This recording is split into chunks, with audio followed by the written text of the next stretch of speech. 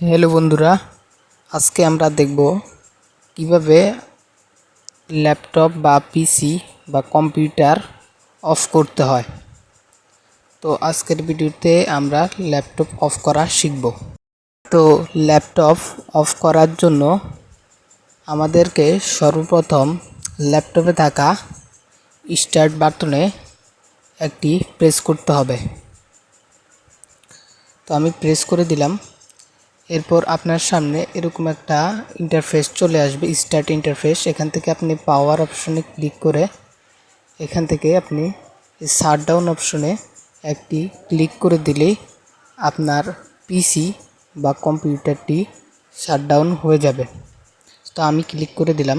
দেখতে পাচ্ছেন আমার ল্যাপটপটি কিন্তু অটোমেটিক শাটডাউন হয়ে যাচ্ছে। এভাবে করেই কিন্তু আপনি আপনার ল্যাপটপ শাটডাউন করতে পারেন। তো বন্ধুরা, আজকের এই ভিডিওটি দেখে যদি আপনার একটু উপকার হয়ে থাকে, অবশ্যই ভিডিওতে একটা লাইক দিয়ে আমাদের চ্যানেলটিকে সাবস্ক্রাইব করে রাখার জন্য অনুরোধ রইল।